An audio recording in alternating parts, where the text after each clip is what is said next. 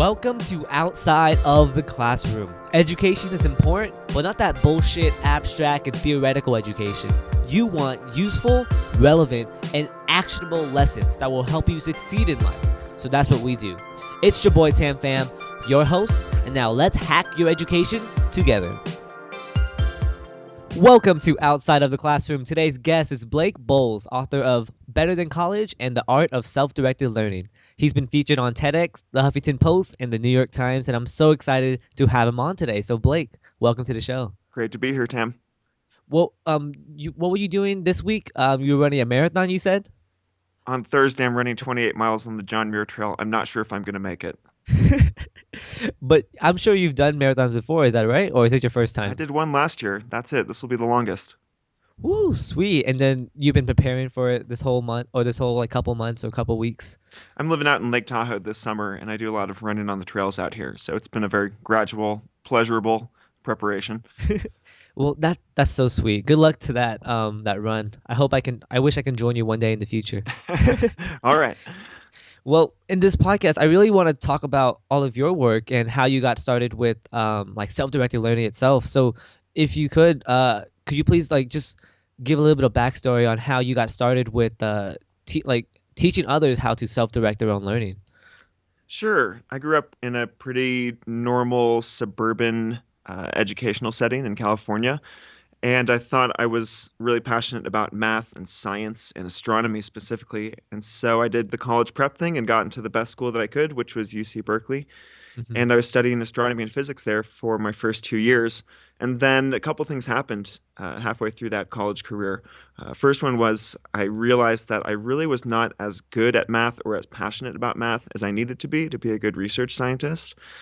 And second of all, a friend handed me a book by this guy, John Taylor Gatto, who was a famous New York City public school teacher who then quit teaching after 30 years and said he didn't want to make a living hurting kids anymore, which Whoa. totally blew my mind. And in my backup plan uh, was to become a high school science teacher.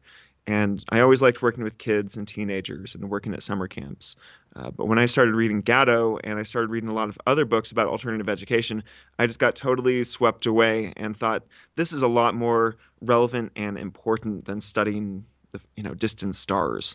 And so I had to sort of fight to get the privilege to design my own major in college, but I did. I got to choose every single course to finish out my 4 year degree, and I did a lot of independent study, and I wrote a really bad senior thesis paper. And I just needed two professors to sign off on it, and they did. And so I still graduated from college, but I did it in a very self-directed way, at least for the second half.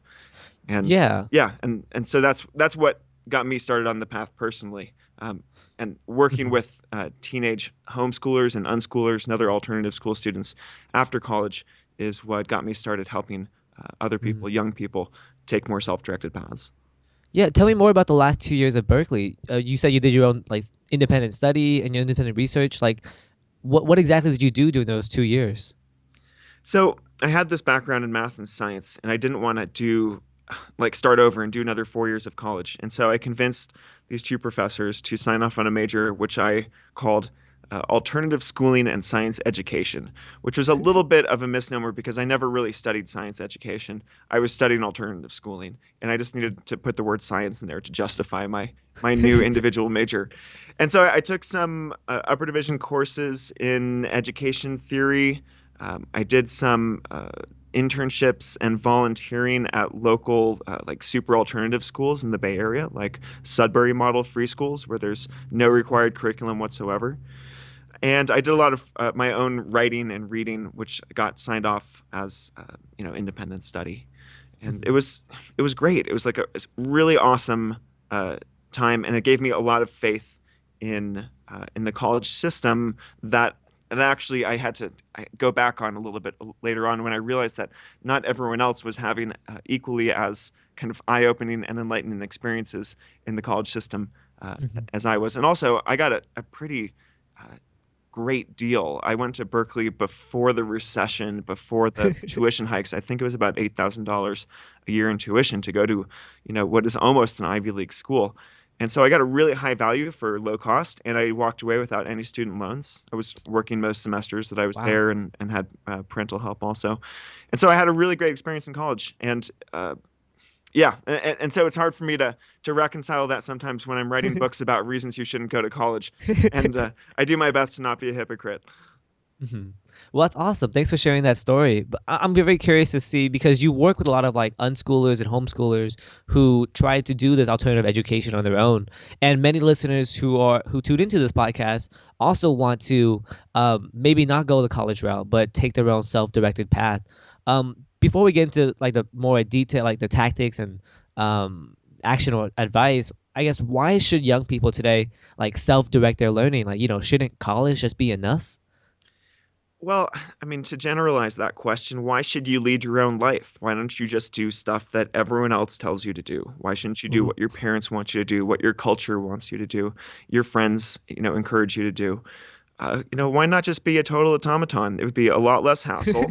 You can just go through life without thinking very much.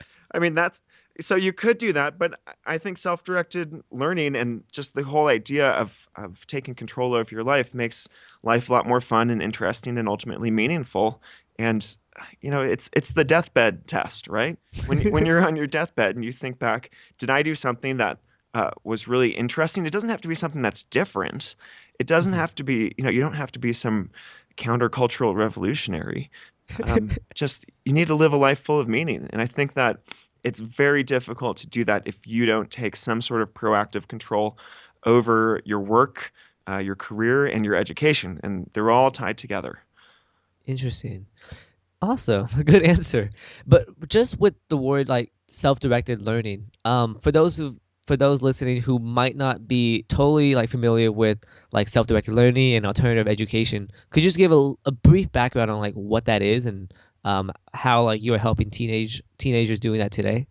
Sure. So self-directed means that you are in the driver's seat and that you are making as informed a decision as you can and as consensual a decision as you can. And if we're just talking about learning, then we're talking about in the educational context. So Yeah. that means if you're deciding to go to college, you're not just doing it because your parents have always expected that of you or because, you think you're gonna be perceived as a failure by your community or your peers. You're doing it because you have thoroughly researched your options. You've looked into the different schools that are available. You have thought about not going to college. You've essentially done your homework and hmm your proverbial homework, and you are making the best decision that you can. I think that is the qualifying metric for being self-directed. hmm Um, it's it's not an easy thing to pin down, Yeah. Tam. It's a pretty abstract concept, but I think that it's something that each of us has an awareness of, an intrinsic awareness of, just as being part of being human. I think there's a lot of forces that go against self-directed learning.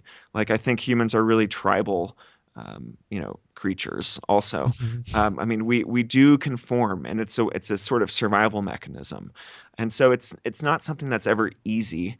But I think it's very necessary. Again, if you have this desire to have a life that is not just checking the boxes for other people. One other important thing about self-directed learning is that it is not exclusive from structured learning.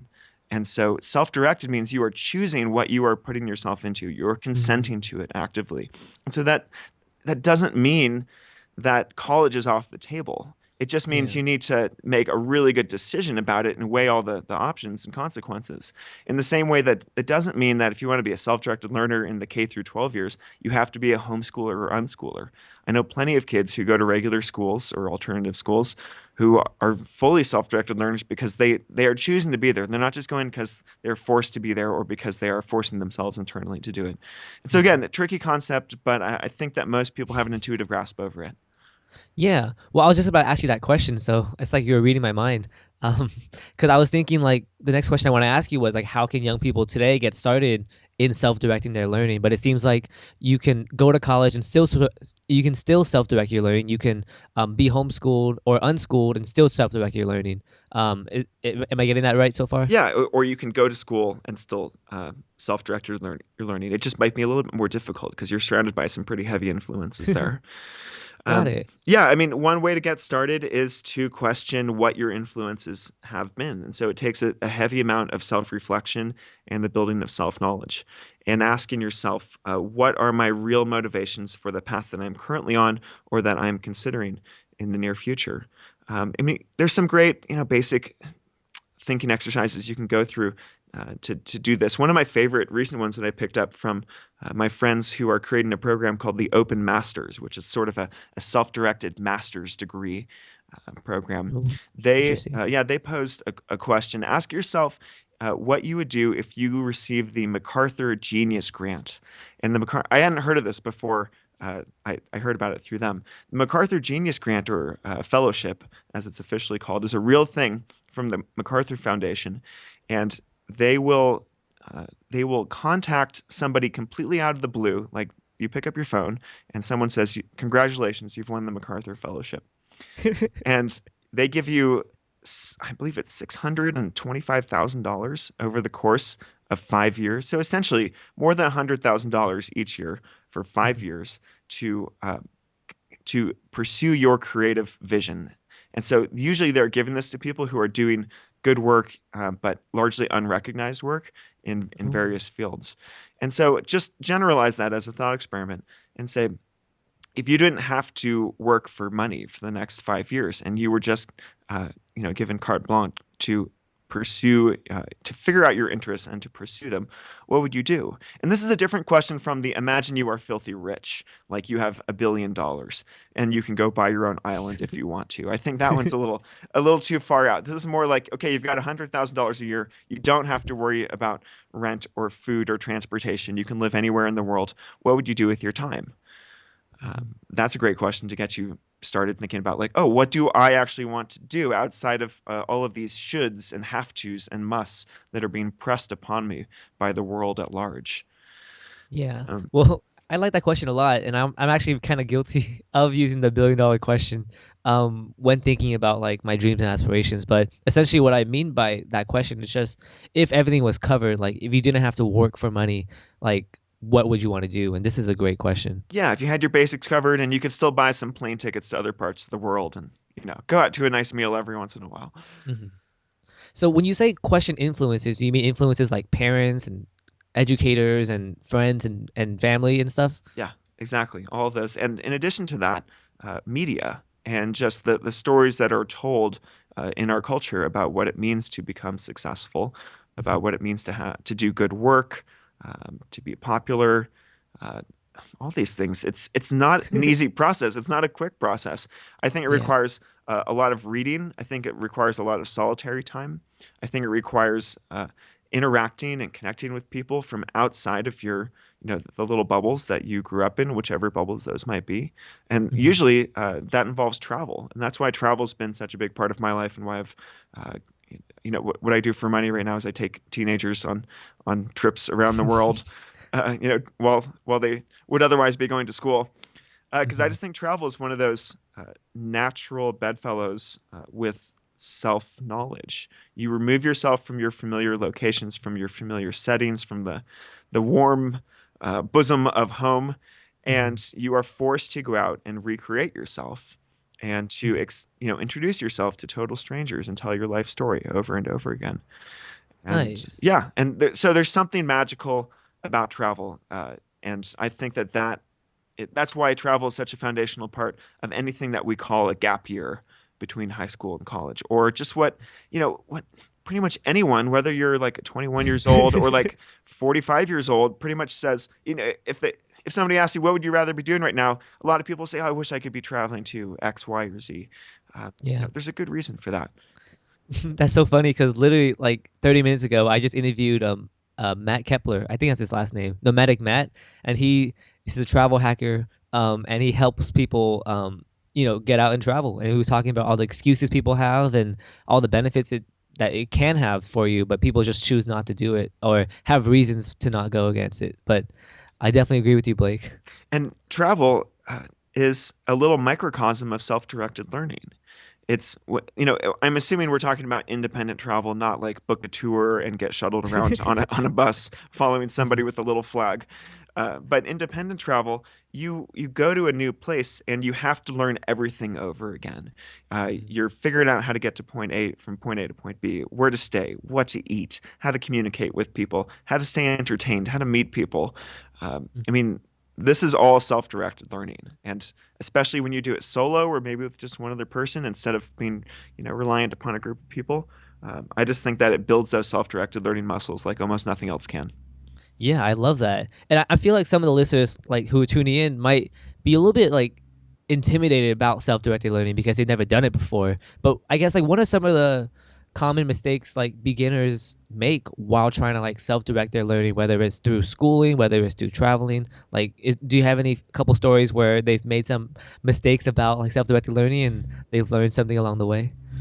Well, I'd say the first mistake is assuming that you haven't done self-directed learning before, or that you are somehow exempt from the challenges of self-directed learning. I did a talk recently in Chicago for a small alternative school, and I was asked by the founder of the school to begin the talk with a sort of analogy for what self-directed learning was, because there was going to be like kids in the audience, and we wanted to make it more accessible for younger people. And so I Mhm. thought about that for a while, and then what I came up with was, okay, imagine that you have an exotic pet at home, like a ferret or some weird, I don't know, Wolverine or something. Imagine you have a Wolverine at home, Platypus. a platypus, and it has 8 toes. Um, and your animal gets sick, and there is no exotic animal clinic or vet Mhm. in your hometown. What would you do to help your pet? And I encourage especially like the 8-year-olds to answer this question. And they pretty much nailed it from the beginning. One of them said like, "Well, I would Google the name of the animal and whatever Ooh. is wrong with it." Like, "Yep, that's a good start." Another said, "Well, I would go ask other people I know who are veterinarians or medically trained people and say yes, exactly." And we kept going on and on. And really, it's self-directed learning is just about solving problems that don't have clear solutions, Wow. using whatever resources you have at your disposal. And so this is something that we all do to some extent every day of our lives. And so you do know how to do self-directed learning is the first question. But yeah, it is still an intimidating uh, concept. And I think that my biggest piece of advice, Tam, and where I see a lot of people going a little astray when they kind of jump into self-directed learning is that Mhm. they confuse self-directed learning with self-isolated learning.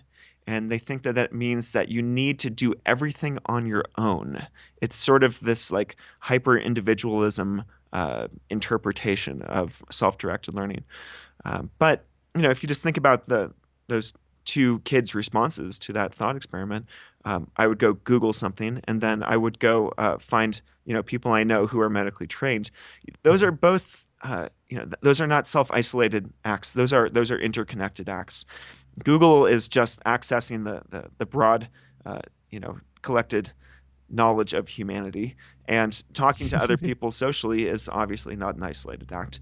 And so self-directed learning is really about being like really well connected to other people. And especially when you're thinking about it in the context of replacing high school with self-directed learning or replacing college or graduate school with self-directed learning, I think it's really important to recognize that a lot of the benefits of those institutions is the community. And that includes the peer community, the teachers, the mentors, and mentors could either be adults or peers, Mhm. and the accountability structure that those communities provide. And accountability to me means just if you say you're going to do something, will you actually do it? Got it. So, So it seems like self-directed, even though it's like I guess the word is called self-directed. You're still with this community of people who are also maybe self-directed learners or a mix of mentors and teachers together, helping you to get to whatever your goal is, yeah, essentially. you are piecing together all these different important elements like mentorship or peer community or accountability or exposure to things you don't yet know about. And you're just doing it in a DIY way um, instead of buying the package deal. Again, go back to the travel analogy. It's like being an independent traveler instead of buying a tour. Uh, do a food analogy. Instead of going out and paying a lot of money for a Mhm. fancy meal, aka for your university, uh, then it's like buying ingredients and looking up recipes on your own and piecing it together and having a more fun and interesting time along the way, even if it doesn't quite work out like you think it does. Yeah, so just yesterday I was doing like a mini like photo shoot with my friends. And we didn't have like a studio or anything, so we used like lights we found in our house, and we had like a white like blank sheet taped on the wall, and we had like a extreme like DIY like indoor studio where it looked kind of nice but it didn't turn out too well. But would that be a sense of like self-directed learning too? Yeah, again, you're figuring out a messy problem without a clear solution, and you're using it in your limited resources. Again, this is why I think That's awesome. it's a very human thing to do. It's just like problem solving without somebody guiding you and holding your hand every step of the way, which increasingly is what institutional education does. And it seems like this one is what you learn by doing, not just by passively like sitting back and taking tests and holding like or taking notes and doing lectures and stuff.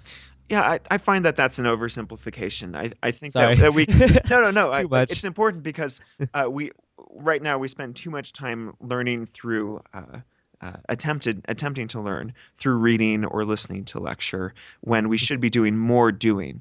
But there's definitely a place for reading and for courses and for tests. Tests can be very useful things.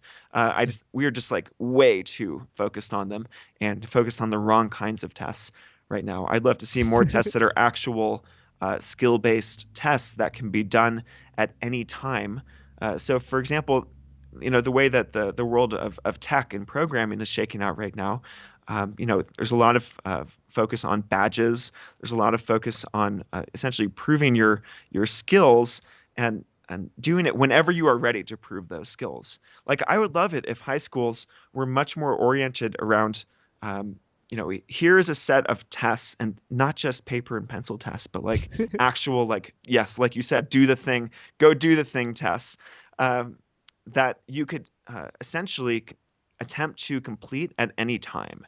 And so if you're 14 and you've learned all the math that is needed for the high school curriculum, then you test out of it and you never deal with math again because Mhm. that can save so much wasted time of kids like me who were like definitely ahead in math in high school and just every math period for like my I think sophomore, junior, and senior year, I was just sitting bored in math class. Like I could do Mhm. the homework on my own.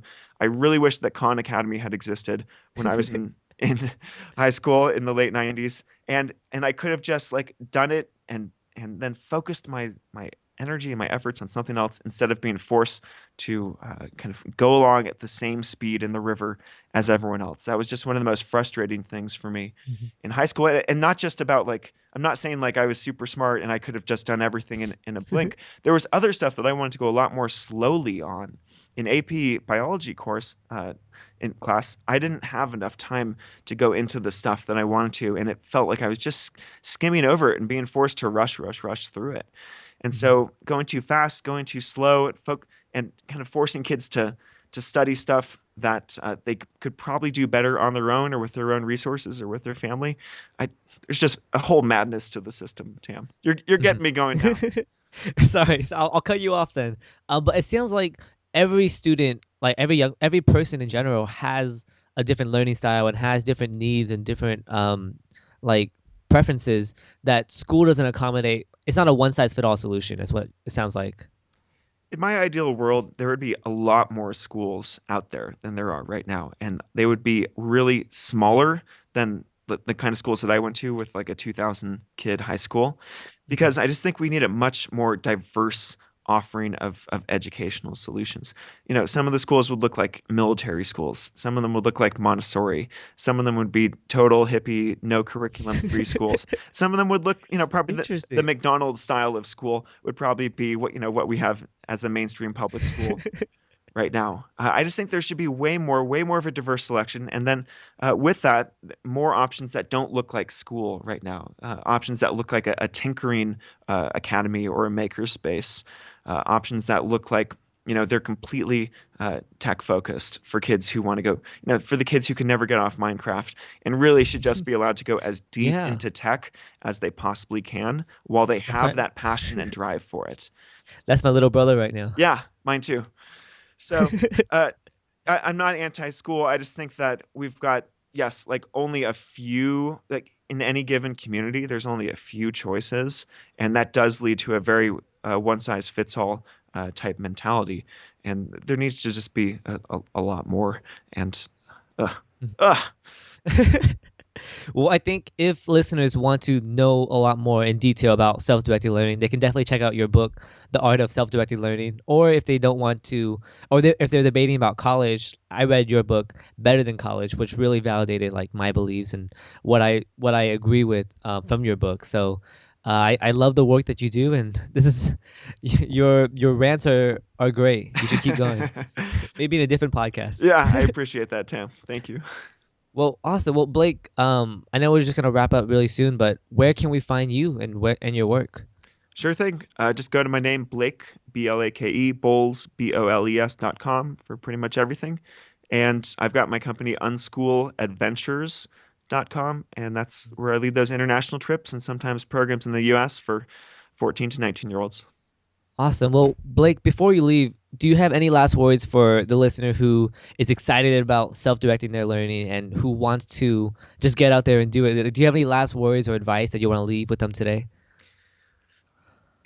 I just don't think that there's very many excuses to not start becoming more of a self-directed learner, like now, immediately. Like press pause on the podcast and you know go do something only for yourself, or try to figure out what you are even interested in, or what intrinsically motivates you. It's work that everyone has to do, I think, again, if you want to be satisfied on your deathbed. And so get started now, because otherwise you're going to have that midlife crisis and it's going to be too late. Yes, start now, guys. Well, Blake, I really appreciate your time, and I want to say thank you so much for coming on to the podcast. Pleasure to be here, Tam. All right, Blake, I'll talk to you soon. Bye.